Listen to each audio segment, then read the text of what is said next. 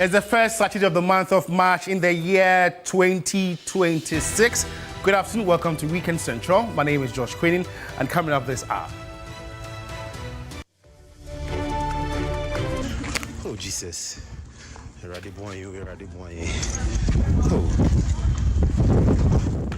One Ghanaian soldier injured in Lebanon attack transferred to level 2 hospital.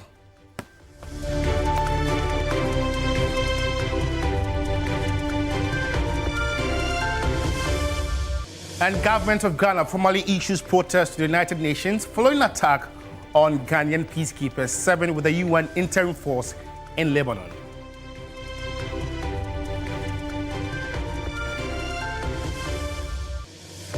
And 3 people killed in an accident at a cinema on the Edukrom-Koforidua highway.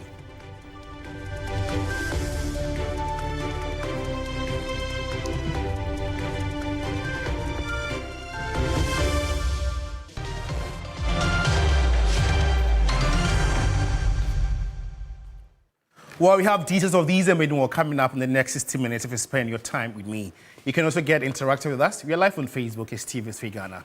Let's begin from here. One Ghanaian soldier is injured in Lebanon attack on 6th March and has been transferred to level 2 hospital for further attention. Acting Director General of the Ghana Armed Forces, Captain Veronica Ahin, says all the 2 injured Ghanaian soldiers are stable.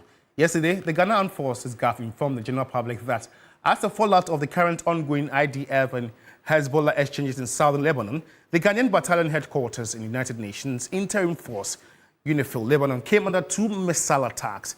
2 soldiers were critically injured, while 1 other has been traumatized. Additionally, the officers' mess facility also got hit and was burnt down completely. The injured are receiving treatment at the level 1 medical bunker and are currently stable, while arrangements are underway for their evacuation to their UNIFIL headquarters, Referral Hospital.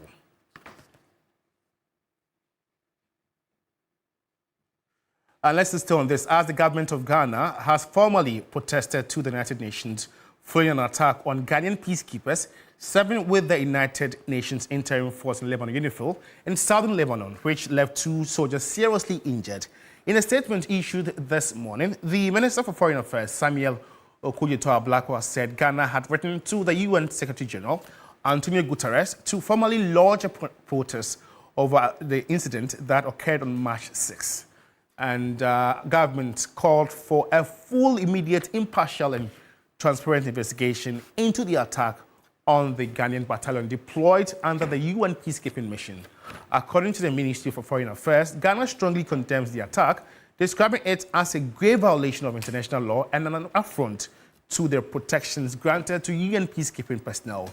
The government said the act could amount to a war crime and has demanded that those responsible be identified and held accountable. Ghana has also urged the United Nations to take all necessary measures to guarantee the safety and security of Ghanaian troops and other personnel serving under the UNIFIL mission. The government assured the injured soldiers and their families that it would pursue justice and work to enhance protection for the Ghanaian contingent. Well, let's go onto the phone line and speak to a lecturer and security analyst at the Kofi Annan International Peacekeeping Training Center, Dr. Victor Doka. Doc, good afternoon. Thanks for your time. Ghana has called for a full-scale investigation into this very attack. Is that the way to go? Yes, thank you very much, and good day to you and your listeners. I think that's very much so the way to go, because we live in a world where we respect, such organizations to take up our issues, because then you wouldn't have that aspect of diplomacy coming in. So if at any point in time we want answers to what has happened, how it got to the point where, missiles had to be targeted at the UNIFIL, mission stationed in southern Lebanon, although the activities of armed groups are also in that same location, that general region, but it doesn't mean the exact location of these armed groups should not be taken out. I mean, they know the UNIFIL command in there. So this is the right way to go. It should even be escalated further, apart from the UN Secretary General. We should go to the international organizations, other international organizations where human rights issues are taken up, and then issues about crime against peacekeepers are taken up. And in that way, our matter could be heard. and then we expect that there will be a very neutral, transparent investigation where all those found culpable will be brought to book. Okay. And then the international community should also add their voice to this and then condemn attack on peacekeepers generally. Doc, the release also asked for those responsible to be identified and dealt with. This is the Israeli IDF. Is this call possible? This is a long call, a tough call, a challenging one, because we know the international dynamics when it comes to activities where the IDF, mainly Israel, is involved. Matters such as this are usually not talked about, even with regards to the international community. They are very minded in talking about how Israel's activities in the Middle East is. So how much more with regards to, the unfortunate incident? And for them, probably they may term that as a collateral damage. But we are expecting the international community to back us for investigations and then call out the IDF if investigations have found out that they are responsible. Then we can now look at how they can compensate and then not repeat the same situation again, or any other country for that matter should not repeat this situation. It's going to be very challenging, but for how far we as a country put momentum, commitment in this matter to ensure that our men in uniform who have sworn that the mandate to protect elsewhere, this should not go, without any very extensive, sort of like resources put together. Everything should be channeled towards getting justice for our men. And Doc, before you take leave of us, we are also told that one of the two soldiers has been transferred to level 2 hospital. This certainly means it's critical. Would you suggest that the entire team withdraws from this very mission? Withdrawing will not be safe. As their mandate being accomplished, it may not be. So withdrawing now, it means you're putting them either in harm's way, because you need to study the situation, analyze whether it's okay to withdraw or, transfer them to a safe place. But yes, level 2 means it is somewhat critical because that's where the specialized care and the surgery is okay. But as we've been told by the Army Public Relations Directorate that they are in stable condition, we thank God. That's very good news. But I think in all, their safety is paramount now. How do we ensure that they have a safe environment to now operate and then execute their mandate? If at any point in time the analysis shows that their mandate has been somewhat achieved, then they could be recalled and then withdrawn back home for their safety. Okay. Doc, thanks so much for your time. Dr. Victor Daka is a lecturer and a security analyst at the Kofi Annan International Peacekeeping Training Center. Now let's look at this very situation with an international relations lens. We are joined on the Zoom by Dr. Daniel Draman Kojo, who is a senior researcher, fellow at the Legon Center for International Affairs. And good afternoon, thanks for your time. Could this very attack taint the relations we have with, Ghana and Israel? Good afternoon, thank you. It's a very unfortunate situation that Ghana, our very respectful peacekeeping personnel have been affected by this strike missile that hit their facility, even leading to injuries. But I might say that I do not think maybe this singular incident will actually stray the diplomatic relation between Ghana and Israel or that of Lebanon. But it's a cause of worry. And I believe that the ministry has taken the right step by using the diplomatic channels to be able to get justice for this unfortunate situation. And by that diplomatic approach, I think that we should still be able to maintain our good relation with the conflicting or the conflict countries. Prof, it's been more than 24 hours the government of Israel has actually sent out, a statement in that regard. What does this very signal portray, or it's too early to demand for a statement? Yes, it's not so early, but I think that Ghana has done their part. Our ministry has issued through the sector minister, Honorable Samuel Okudzeto. They have made it very clear. It's a very condemnable act. Even went to that further of lodging a protest at the UN headquarters in New York. That is appropriate. And I think that we have done our part. And we expect Israel as a country that wants to maintain a very diplomatic relation with Ghana or to maintain a cordial relation of Ghana.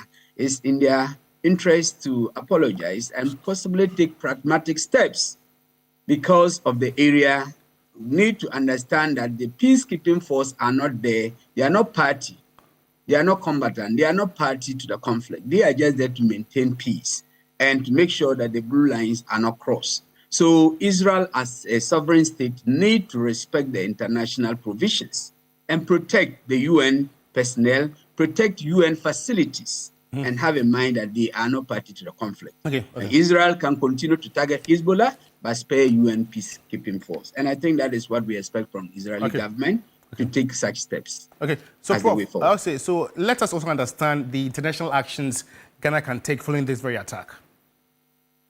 Yes, so as Ghana, one of the first steps is Ghana is as a very peaceful country. We always believe in looking for solution in a very peaceful channel. That is why they have lodged the protest. Currently, Ghana has made its intentions known to the UN Security. He has made it known to the UN General Secretary. And I'm sure that the next, they could move it to the Security Council that has the power to enforce decisions. So Ghana is looking at the solution through the UN system.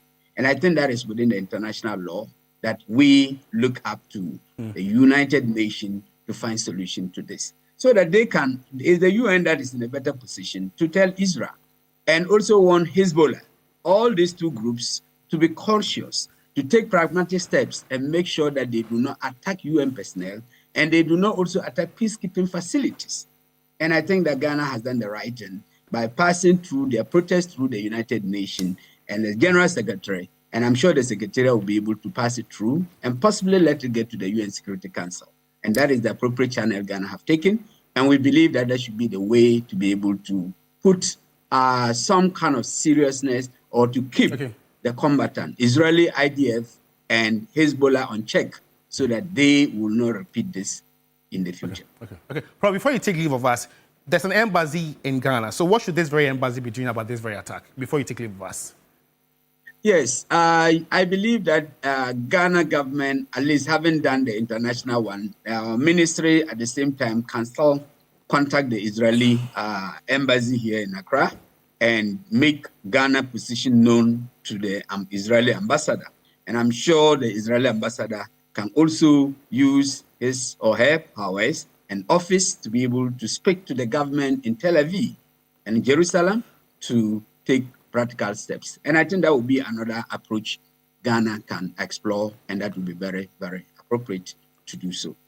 Prof, thank you so much for your time, and it's always a pleasure engaging your thoughts on topical issues of this sort. So, Professor Daniel Draman Kikpo Suhinzi is a senior research fellow at the Legon Center for International Affairs. And away from that, rising tensions in the Middle East are beginning to impact daily life in the Gulf, prompting Ghana's embassy in Doha to issue a safety advisory to Ghanaian resident investors.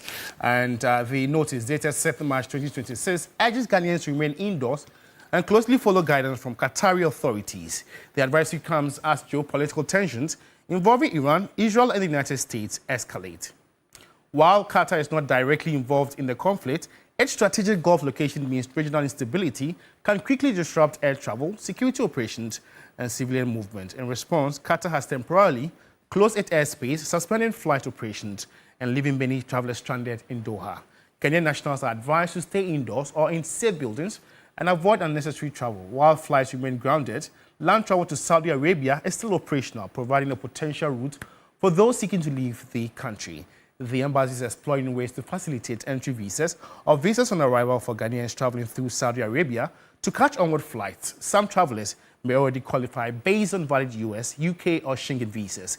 To assist stranded citizens, Qatar's Ministry of Interior has extended all entry visas due to expire by 1 month starting 28 February 2026, with the possibility of further extensions depending on the regional situation. Ghanaians willing to return home can register online with the embassy, submitting passport biodata to help coordinate land travel and visa arrangements. The embassy emphasizes that safety is a priority and continues to monitor developments, providing updates to nationals as the situation evolves.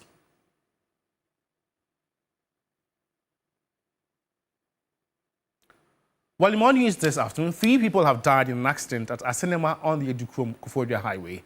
Their bodies were trapped in an over-10 truck. The accident involved an HOWO truck, which reportedly overturned, trapping 3 male occupants. Firefighters carried out an extrication operation and retrieved the bodies of the victims. They were transported to the Tetekwashi Memorial Hospital, and medical officers at the hospital later pronounced them dead. Their bodies have since been deposited at the hospital morgue. The Ghana National Fire Service has urged motorists to adhere strictly to road regulations at all times to prevent such tragedies.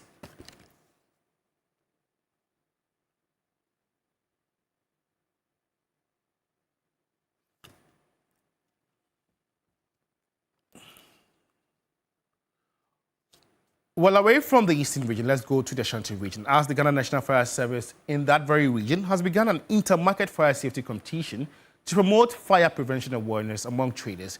And the initiative seeks to reduce fire outbreaks in major markets through education and active stakeholder involvement.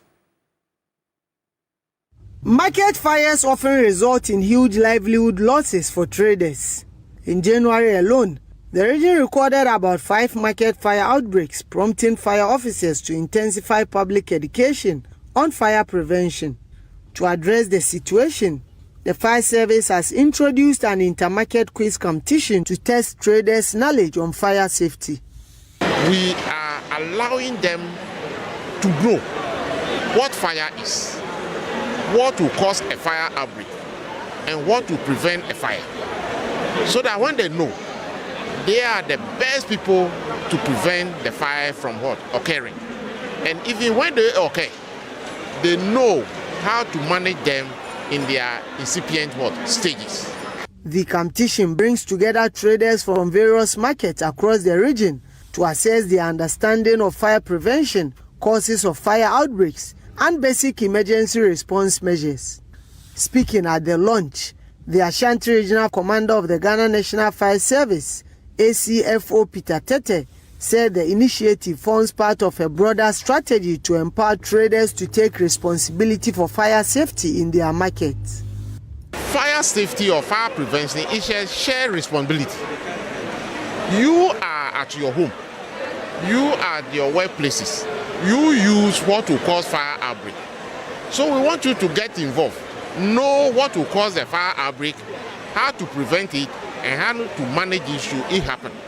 Get involved, because fire service you call us will come, but fire does not wait for anybody. Acting Managing Director of Kumasi City Market, Ernest Afayam, welcomed the initiative, describing it as timely in helping traders better understand fire prevention practices. If, as a result of someone's negligence, there is fire outbreak here, it is going to affect the larger population here. So, as for fire safety measures and education, it must be something ongoing to create that kind of awareness for the market women, the traders should be very conscious of it so that we will put it into practice to avert any further calamities.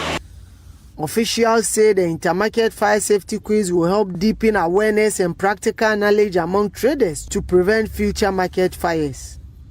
The Ghana National Fire Service says it remains committed to strengthening community-based fire prevention efforts across the Ashanti region. And now the National Disaster Management Organization, NADBO, has begun intensified efforts to curb flooding in the Greater Accra region with a series of inspections in communities identified as flood-prone. The exercise forms part of the organization's preparatory measures ahead of the rainy season and is aimed at ensuring drains are properly desilted and maintained to effectively channel flood waters. A number of people were killed during flooding in Greater Accra region in 2025. The floods also led to the destruction of property running into millions of Ghana cedis.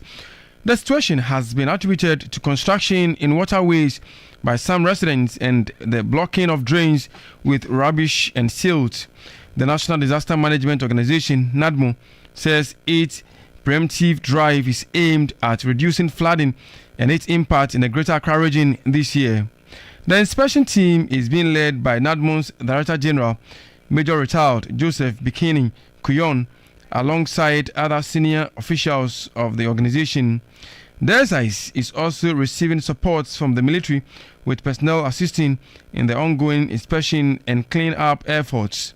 Addressing the media during one of the inspections, the Director General of NADMO explained that the exercise builds on earlier assessment carried out last year, including a visit with President Mahama to identify major flooding flashpoints in Accra. We used to demolish and abandon the place, and the people come back. But you can see after demolition, work is continuing.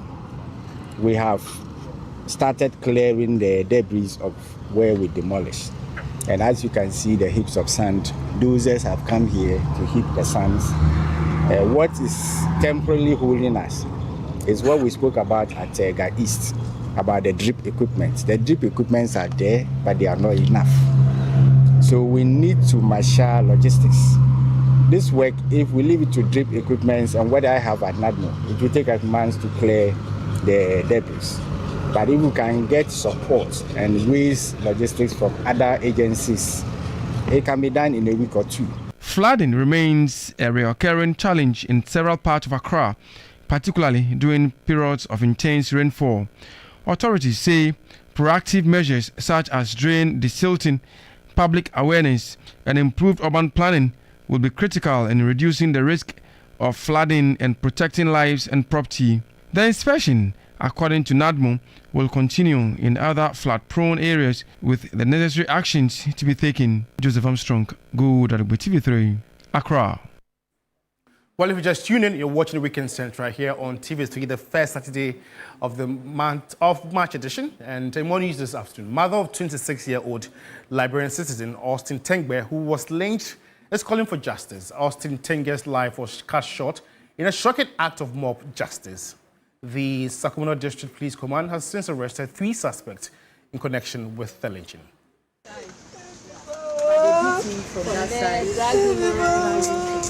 On February 27, 2026, Austin was attacked and beaten to pulp near the Electricity Company of Ghana at Lashibi.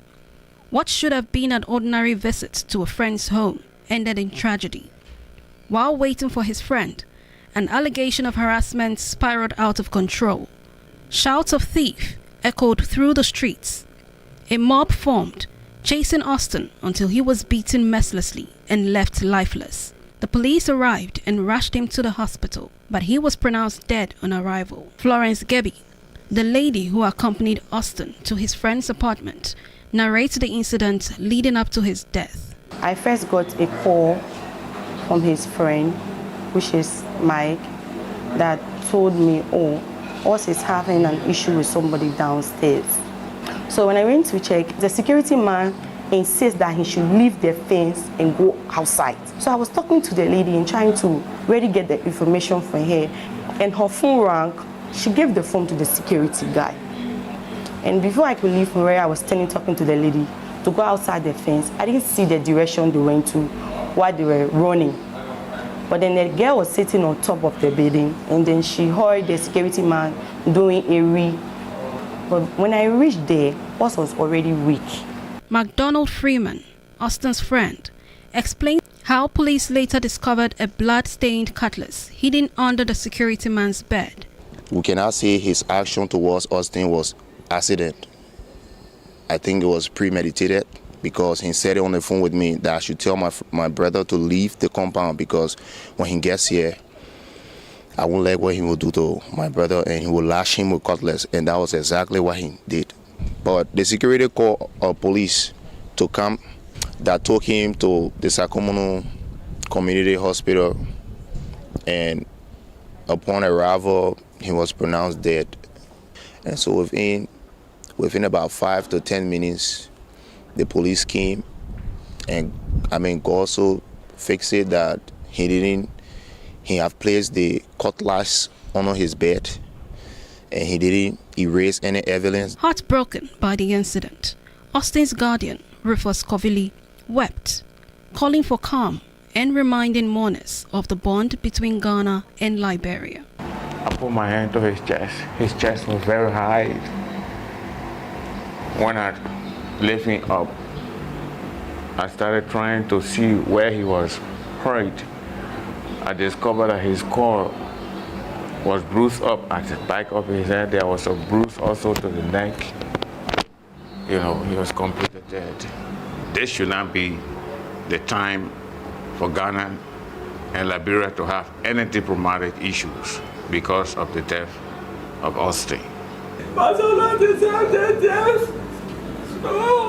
Austin's mother, Rebecca Sarr, wept for her only son, demanding justice. It is hard on me to come and see my son dead body. I want real justice. I want real justice for my son. And I know that will be justice. Friends and loved ones gathered for a one-week remembrance, honoring a life stolen too soon. Austin's story is now a cry for justice, a painful reminder of the devastating cost of mob violence. The call for justice still echoes as the Ghana police continue their investigation.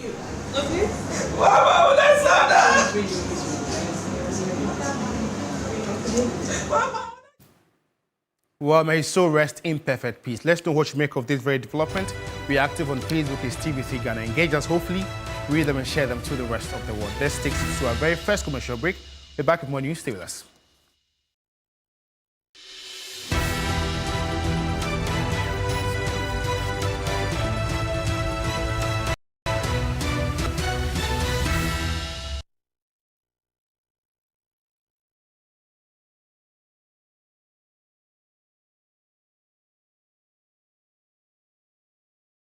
One,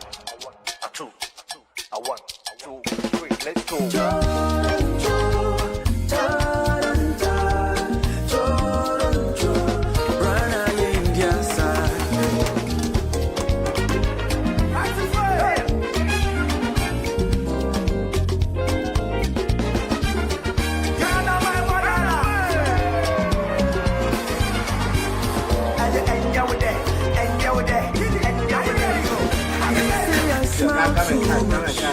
I'm way too hot. I'm too spirited. I'm cool tempered. This is my chance to see you. My girls are hips, you. I love my soccer. All my ladies taste like sugar. I'm made in Ghana. I'm made in Ghana. I'm made in Ghana. I'm made in Ghana. You can take me to London. I'm made in Ghana. But I'm made in Ghana. I'm made in Ghana. I'm made in Ghana. I'm made in Ghana. I'm made in Ghana. You can take me to London. I'm made in Ghana.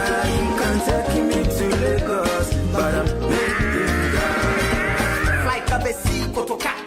Boga unity ya on the car. The cassette voice I share your temperature. Now you bottom one some pocket pressure. Now still you did that. I show one show love you be my boss with ya yes so when I treat the best I have to some the fans why yeah Rasta man say one love from bullet to Accra one soul taking a city ya one do kill a will in the fire one bow but a man day they want chop rango but some few ones day they want show gonna be the gateway not be the window you not Ghana swap for something I yan show and for die Mexica and when you change the so na none of the woman and ya best you why you miss that? Oh my God, about the rapper, but you run there to a sap. I'm ready, let's go.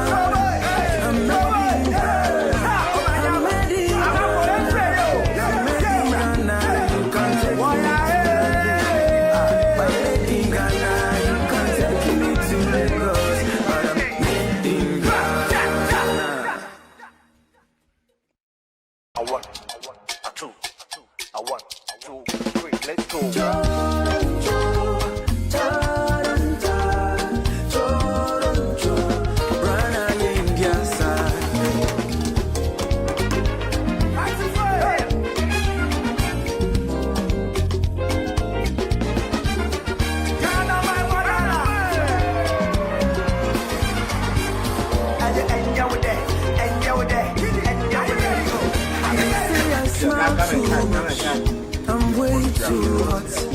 I'm too spirited. I'm cool tempered. This is my chance to see you. My girls are hips, you. I love my soccer. All my ladies taste like sugar. Social and political stability between the two countries. At an event to commemorate Ghana's 69th Independence Day anniversary in Lomé on Friday, the High Commissioner underscored the importance of cooperation between the two countries and took the opportunity to remind the Ghanaian community in Togo to continue to be law-abiding.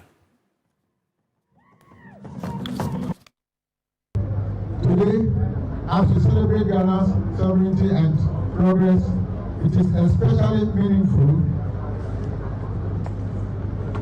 to do so here in the Republic of Togo, a sister nation with whom we share not only a border, but deep historical, cultural, and familial ties.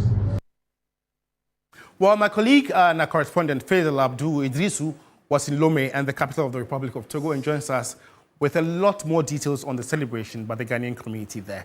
Faisal, what more did you gather from the commemorative event in Togo last night? Judge, there were two key issues the High Commissioner talked about yesterday. You know, a good number of our people are engaged in cross-border trade, particularly between Ghana and Togo. And oftentimes we have issues with traders complaining about how security officials, particularly the Togolese counterparts, handle them. They have repeatedly reported issues of harassment and intimidation along the border. The High Commissioner yesterday mentioned that as part of their efforts to strengthen trade, bilateral trade relationship with Togo, some of these issues are issues that they'll be bringing to the fore in their discussions and engagement with the Togolese government. He also mentioned yesterday that a lot of Ghanaians are in Togo with various expertise.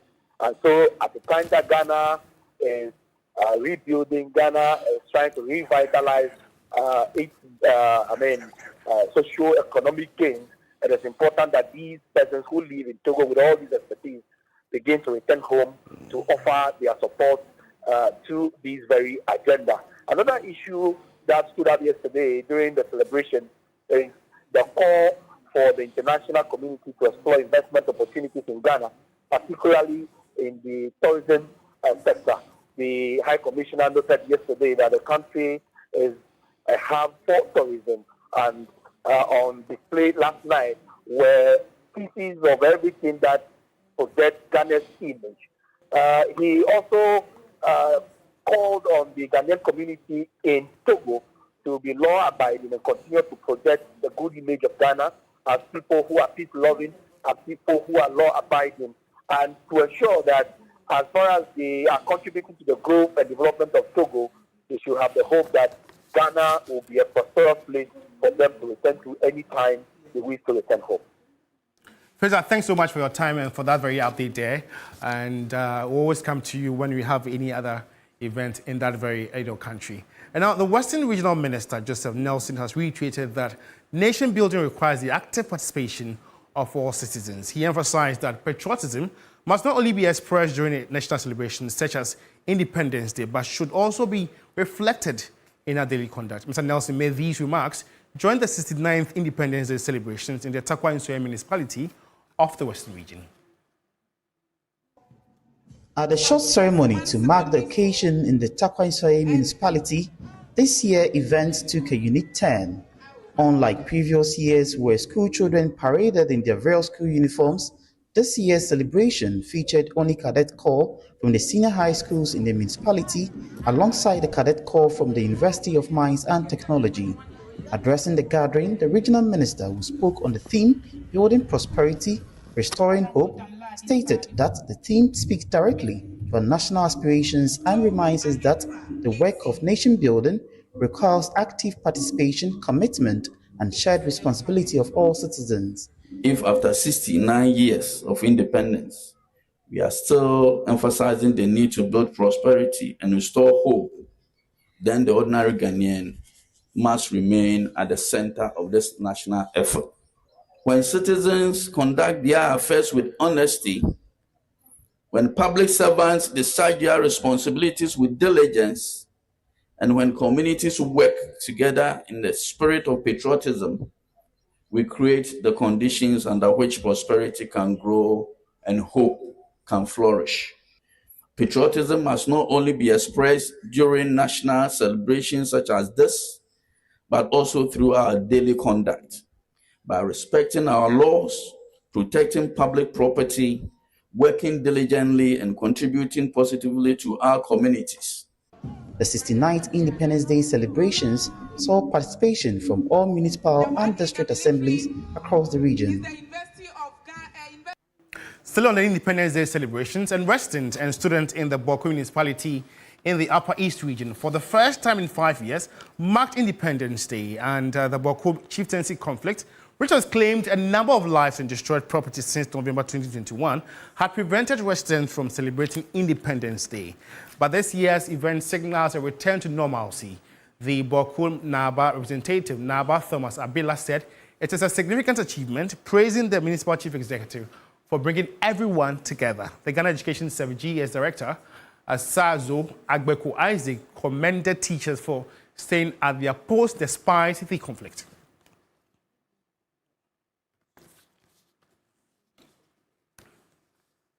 And still on the Independence Day celebrations, Nura Mohammed engaged some youth to find out how they would mark the day and what independence means to them.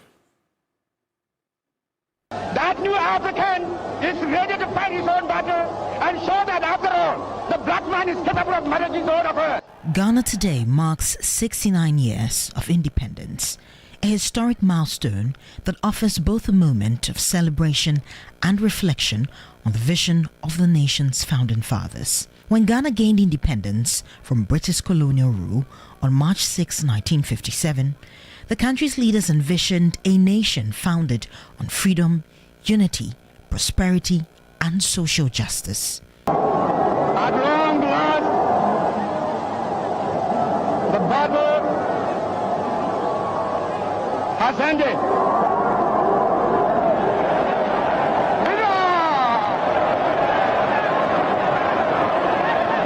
And thus, Ghana, your beloved country, is free forever. They dreamed of a self-reliant state where citizens would enjoy improved living standards, strong institutions, and equal opportunities for development.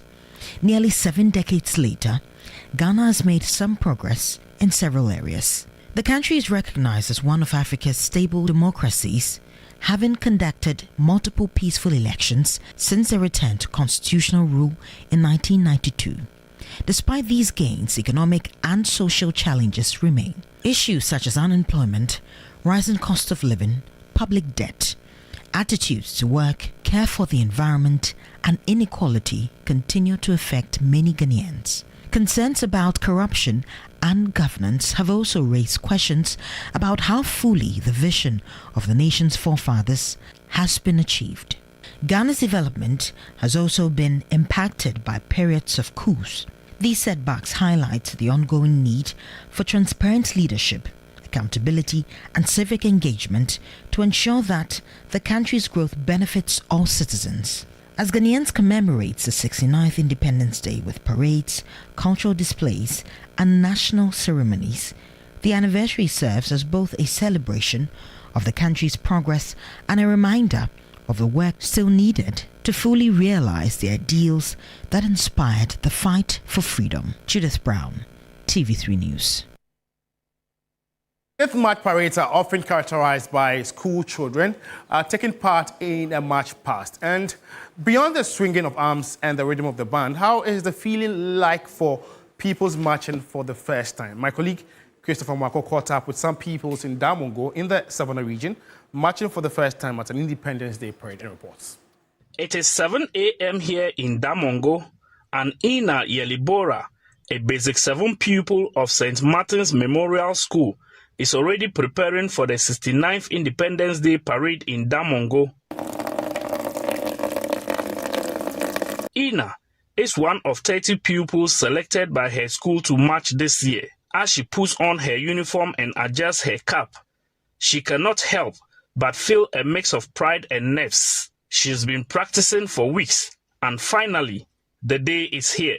Since I joined, I learned that when we are marching, we are not supposed to raise our foot like we are walking, but dig with your heels.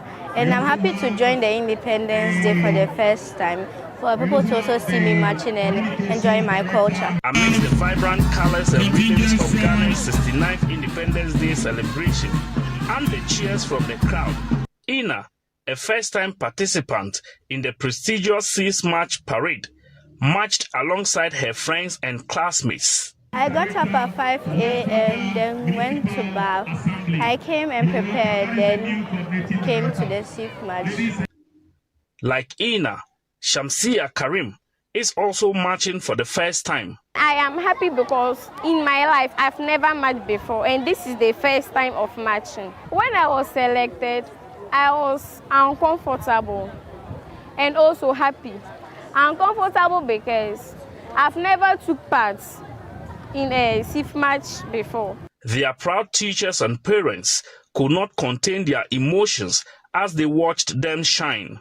When she came home and mentioned that she was selected by her school to march this year, she was happy, and we're all happy for her. For a young girl like her being selected from her school, because the school is populated. So excited because this is our first time, and coming to meet other people in the park is really something very interesting. For Ina and Shamsia, participating in the 6 March parade is a reminder that the spirit of independence is alive and thriving in the hearts of the nation's youth. I'm proud to be a Ghanaian and as a marching student to join the Independence Day marching, and for people to see me marching and joining my culture with my school people marching for people to see me. This is the 69th years of Independence Day. And I am happy because in my life I've never marched before, and this is the first time of marching. So let's all be patriotic citizens. Independence Day celebrations in Ghana are marked by march past, reflections on development, and debate over the cost and impact of the festivities. While some view the parade as a necessary patriotic event, others urge a shift towards more tangible national development. The Member of Parliament for Salaga North constituency, Al-Hassan Mumuni, agrees. Have all 34 schools in this district participating. And in light of that, we have also reduced the schools to 10, at least to be able to channel the resources that would have been used for that extravagant, celebration, channel into some other areas. As Ghana celebrates her 69th independence anniversary, there is a need for citizens to take collective responsibility to build a prosperous nation. Christopher Mwako, TV3 News, Damongo. For the very first time, the nostalgia that comes with that feeling.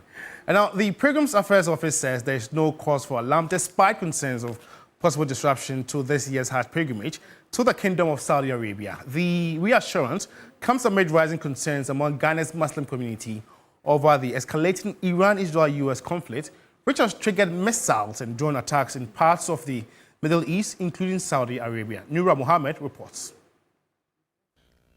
As some Muslims in Ghana prepare for Hajj, the annual pilgrimage to the Kingdom of Saudi Arabia, concerns are growing about the safety of prospective pilgrims amid the ongoing Iran-Israel-US conflict in the Middle East.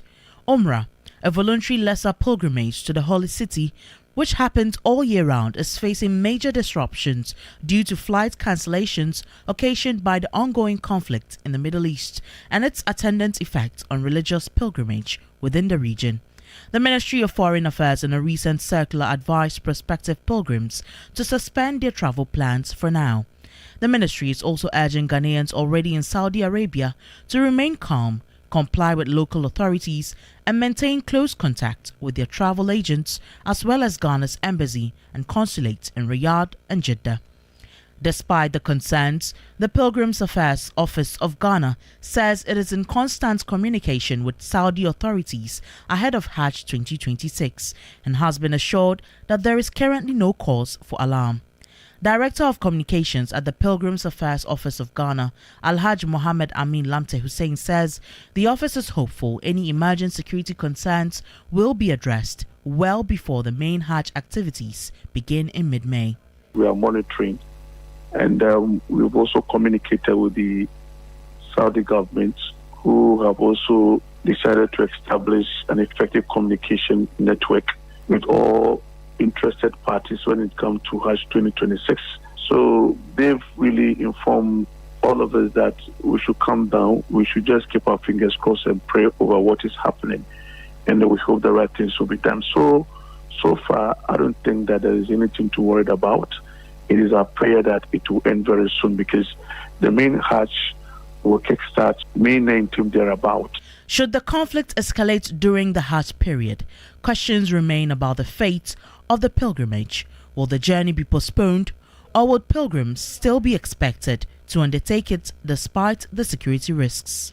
According to Islam, when things is happening like that, Kingdom of Saudi Arabia have a very strong ministry that supersedes the activities of the Hajj and then its related activities, the rituals. So therefore, they will look at it and then measure it. If the danger is people, it will include people that fly in from outside Saudi Arabia, then they'll be exonerated. They won't give them permission to fly due to the risk of flying. For now, prospective Umrah and Hajj pilgrims are being advised to remain patient and closely monitor developments in the Middle East. Nura Mohammed, TV3 News, Accra.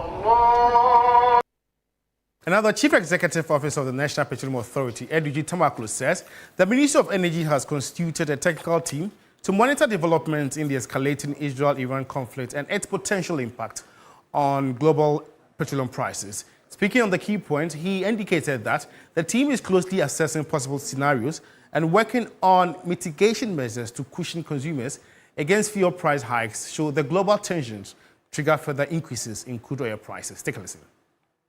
Based on the leadership provided by my sector minister, he's conveyed all the petroleum-related agencies to a crucial meeting so that we can all look and project properly how would resolve two critical things: energy security and pricing.